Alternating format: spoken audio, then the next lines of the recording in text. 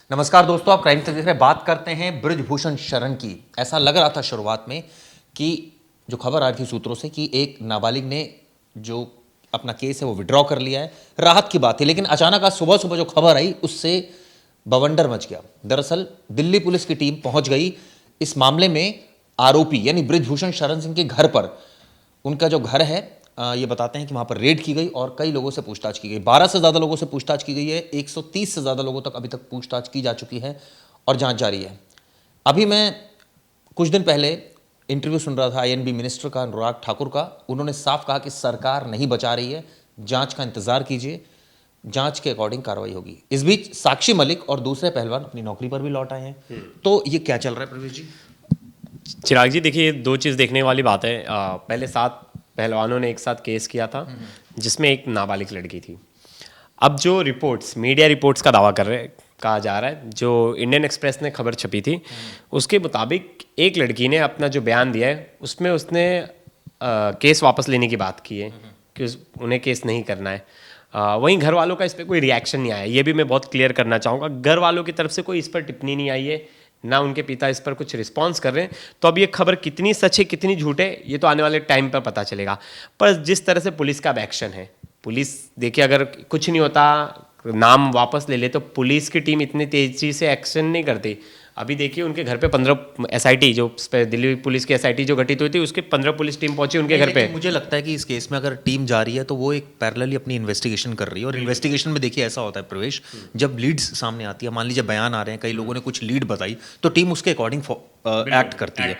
तो कई ऐसे बयान, चूंकि इसमें जो हमने बयान, जब मैंने ही स्टोरी बनाई थी crimetak.in पर, जिसमें हमने लिखा था कि क्या क्या आरोप है, जिसमें था कि कंधे को पकड़ा गया, तमाम ऐसी चीज़ें थी। तो ये देखिए प्रूव कौन करेगा? ये प्रूव करेंगे जो आसपास लोग थे, अगर कोई मौजूद थे या नहीं। ऑब्वियसली विक्टिम कह रही है, एक्यूज नहीं कह मान रहा है, तो ऐसे में सीसीटीवी फुटेज तो उस वक्त की है नहीं बहुत ज़्यादा मिलने जो लायक हो। इसके अलावा उस समय ऐसे कौन कौन से गवाह है, जैसे कई लोग ऐसे होते हैं जैसे वो बताएं कि प्रवेश ऐसा था, हाँ वो उसका बिहेवियर ऐसा था, तो वो एक आपका एड ऑन जो है वो एविडेंस इसमें बनता है। तो इस केस में भी यही पुलिस कर रही है। कई लोगों के बयान दर्ज किए हैं उनके, भई ये कब वारदात हुई, ये बता रहे हैं कि 10 सालों के बीच में इतनी सारी घटनाएं, पहले क्यों नहीं आप आए सामने, अब अचानक आप सामने आ गए।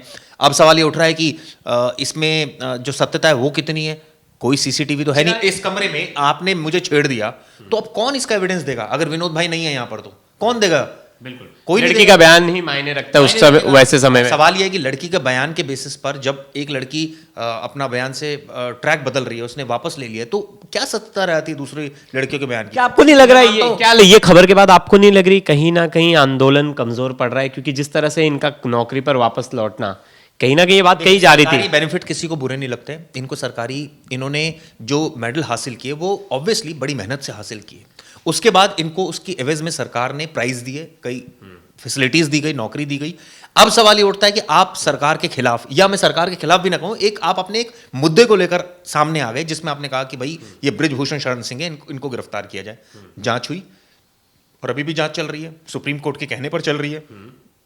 इस बीच ये खबर आ रही है कि एक शख्स, एक जो नाबालिग है वो बयान वापस ले रहे। तो कहने का मतलब ये है कि इन्वेस्टिगेशन में आप 10 साल तक क्यों चुप रहे, इसका सवाल का जवाब होना चाहिए। दूसरा सवाल, आपने बोला कि इस पॉइंट ऑफ टाइम पर जो है वो छेड़छाड़ हुई। सवाल ये उठता है कि उस समय भाई कोई छेड़छाड़ किसी के साथ हो रही है, कोई ये थोड़ी देखकर करेगा कि कैमरा है नहीं है, या ये सोचकर आप थोड़ी एक जगह पर खड़े होंगे। भाई एक रैंडम एक इंसिडेंट होता है जो हो जाता है। अब उस समय कौन कौन से विटनेसेस थे? अब कई लोग ऐसा होता है, इसका नेचर किस तरह का है। फॉर एग्जांपल बृजभूषण का नेचर किस तरह का है? भाई कई लोगों का नेचर होता है ऐसे हाथ मार मार के बात करने का।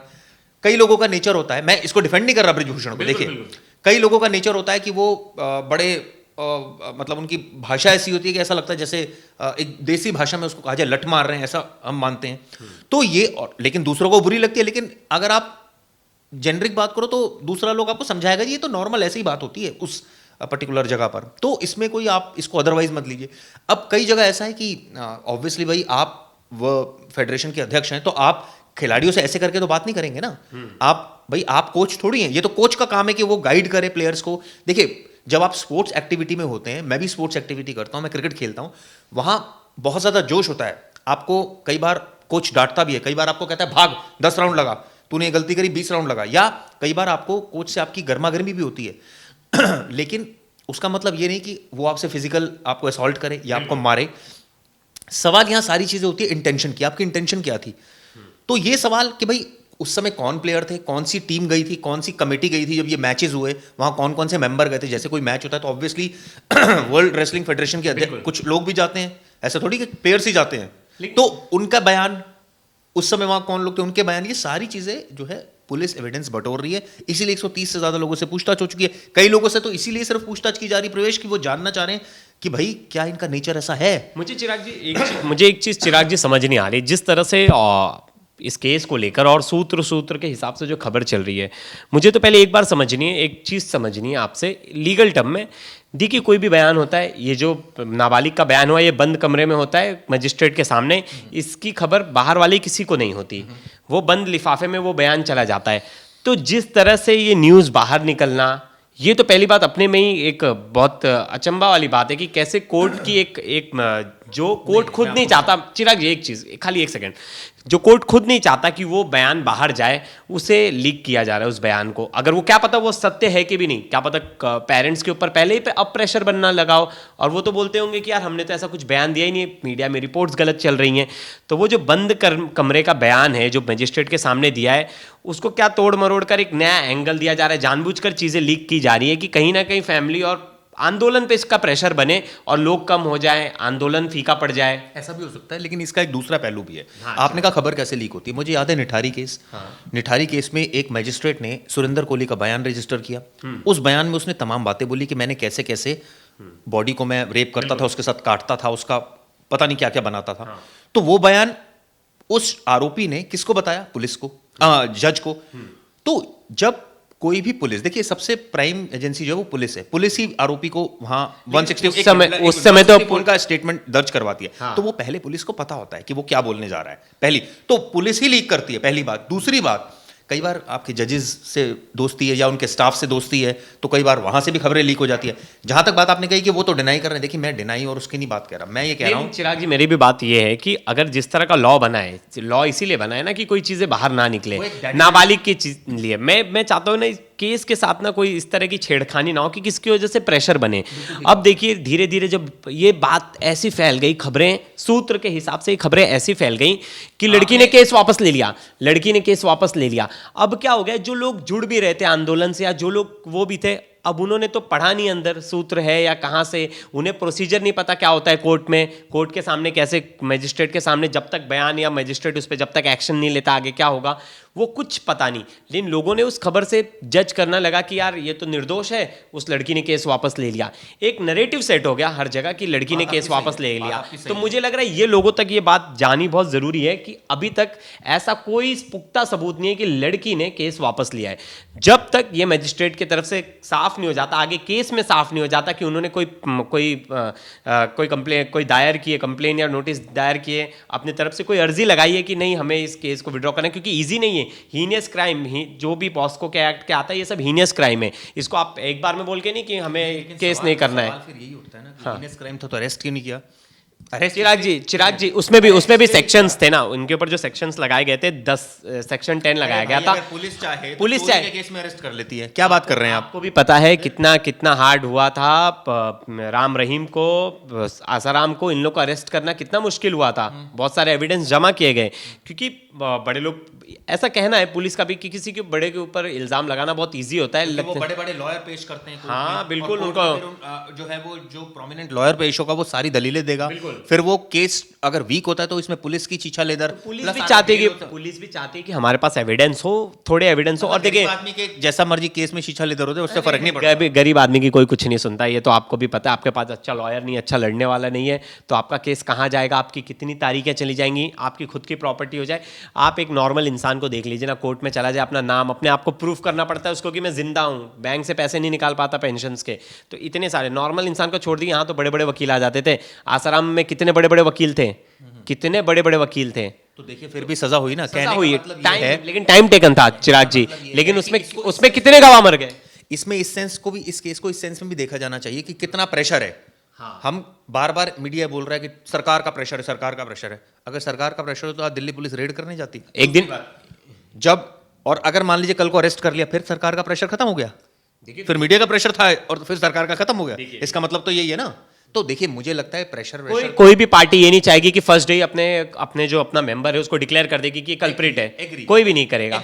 एग्री मान लिया आपकी बात, लेकिन इसका मतलब ये भी तो नहीं है ना कि वो ये चाहेगी कि हम इसको खुला छोड़। भाई कौन सा ऐसा ब्रिजभूषण शरण सिंह सरकार के लिए कितना बड़ा एसेट है। पावरफुल तो है, आप चिराग जी माने, मेरे हिसाब से नॉर्थ का बहुत ही पावरफुल नेता और उससे बहुत बेनिफिट्स है, पार्टी को उससे बहुत बेनिफिट्स है। मैं बोल सकता हूँ अच्छी खासी रैली अच्छी खासी इवेंट ऑर्गेनाइज करना, मतलब बहुत ताकतवर नेता है। ऐसा नहीं है कि यहाँ पर पी चिदम्बरम अरेस्ट नहीं हुए, ऐसा नहीं है कि यहाँ पर पीवी नरसिम्हा राव अरेस्ट नहीं हुए, ऐसा नहीं है, ऐसा नहीं है। तो आप ये समझ लीजिए बिल्कुल अंधा कानून है। नहीं, मैं वो नहीं बोल रहा हूँ, मैं तो जजमेंट नहीं सुना रहा हूँ, हम यहाँ जजमेंट सुनाने नहीं बैठे, लेकिन जो इक्वल राइट्स है सबके लिए, जो एक नॉर्मल प्रोसीजर है, आप एक नॉर्मल आदमी के लिए यूज करते हैं। जो राज्य मंत्री उनका लड़का अरेस्ट नहीं हुआ ना, अरेस्ट आशीष हुआ ना अरेस्ट, उसके बाद वो जेल गया ना। तो कहने का मतलब है कि ठीक है, आप ये कह सकते हैं कि थोड़ा बहुत वो वेट इस बात का करते हैं कि चलिए एविडेंस आने दीजिए, लेट द एविडेंस कम, उसके बाद देखेंगे। अब ऐसे आप पहले ही अरेस्ट करने लग जाए हर केसेस में, ठीक है, गरीबों के साथ भी ये नहीं होना चाहिए, उनको भी वही बात तो यही है ना चिराग जी, तो लॉ सबके लिए सेम होना चाहिए,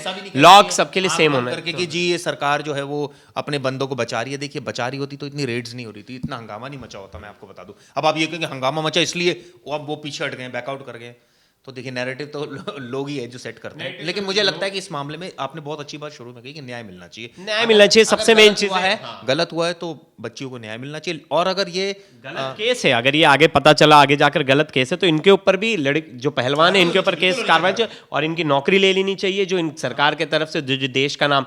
मुझे तो लगता है जब मैं तो जो देख रहा हूँ जो सही मुझे लग रहा है, मैं उसी के लिए। आप बात करते हो, आपने पहले बात की आंदोलन जारी रहेगा, अभी कल भी पहलवानों ने कहा इन्हें नौकरी से बड़ा प्यार है। हाँ, ये कंपटीशन, ये सब चीजें, ये मेडल बहा रहे थे पानी में। अगर आपको खेल के ही मिला था नौकरी, आप पहले दिन बोलते हम नौकरी भी त्याग कर रहे हैं। मैं ऐसा नहीं बोल रहा हूँ उन्हें करने के लिए, ये सब टैक्टिक्स हैं आपका एक प्रेशर बनाने के लिए, और बहुत जरूरी है आप एक आंदोलन में प्रेशर बनाए, तभी जाकर कहीं ना कहीं। तो ये भी उठ रहे हैं कि ये हरिद्वार गए और वहां पर मेडल जो है प्रवाह करके नहीं आए, क्यों नहीं प्रवाह करके आए? ये पूरी पॉलिटिक्स थी, सवाल तो ये भी उठ रहे हैं। प्रैक्टिस तो होती है ना, कोई भी आंदोलन को आगे बढ़ाने के लिए एक इवेंट बन जाता है। चिराग जी आप बताइए, उसमें नौकरी कितनी इंपॉर्टेंट होती है? उस आंदोलन में मोदी मुर्दाबाद के नारे लगा रहे, उनका क्या इसमें लेना देना? चलिए ये भी बात है। दूसरी बात आप देखिए कि जब ये पूरी बात हो रही है, ये इस तरह की बात हो रही है कि मेडल प्रवाह नहीं किए, दूसरी ये है कि नौकरी आपने ज्वाइन कर ली, सवाल ही उठता है कि अगर आप नौकरी एक टाइम तक अगर आप ज्वाइन नहीं करोगे प्रवेश, तो सरकार भी आपसे सवाल पूछेगी सरकारी नौकरी में हो कि भैया ज्वाइन क्यों नहीं कर रहे हो, क्या आपको सस्पेंड कर दिया जाए? बहुत सारी कार्रवाई हो सकती है, आपके खिलाफ अनुशासनात्मक कार्रवाई हो सकती है, आपकी नौकरी जा सकती है, और अगर नौकरी चली गई तो फिर बेनिफिट आपका जीरो हो गया।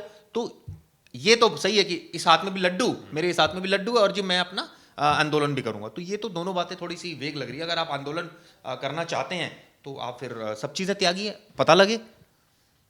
क्योंकि देखिए रिपोर्ट्स में भी रिपोर्ट्स में जो लिखी हुई बात है, मतलब बहुत मीडिया रिपोर्ट्स ने, हर मीडिया रिपोर्ट्स ने इसको कवर किया है, तो सबने ये लिखा है, सूत्रों की माने तो नाबालिग महिला पहलवान ने कोर्ट से कहा कि उनके साथ भारतीय कुश्ती संघ के अध्यक्ष ब्रिजभूषण चरण सिंह ने कभी सेक्सुअल हरासमेंट नहीं किया। कंप्लेंट क्यों की? अब चिराग जी इसके आगे का इसके आगे की चीज, सूत्रों की जानकारी की पुष्टि कोर्ट के मामले की सुनवाई और आदेश के बाद ही हो सकेगी। तो इससे पहले एक नैरेटिव बिल्ड करना कि वहां से केस वापस हो गया, ऐसा अभी मुझे लगता है हाल फिलहाल ठीक नहीं, क्या पता हो भी गया हो। लेकिन एक कोर्ट का एक डेकोरम है, फैमिली के ऊपर एक प्रेशर है, एक आंदोलन पे प्रेशर, एक लड़की की लड़ाई है, तो हमें डायरेक्ट आरोपी को बरी या सजा नहीं सुनाना है। मैं पहले दिन से बोल रहा हूँ, किसी भी ब्रिजभूषण केस में नहीं, कहीं भी आरोपी को पहले दिन से सजा नहीं सुनानी है। क्या पता निर्दोष हो, क्या पता आरोपी हो। तो ये वीडियो आपको कैसी लगी जरूर बताइएगा, अपने व्यू पॉइंट्स इस पर रखिएगा। धन्यवाद।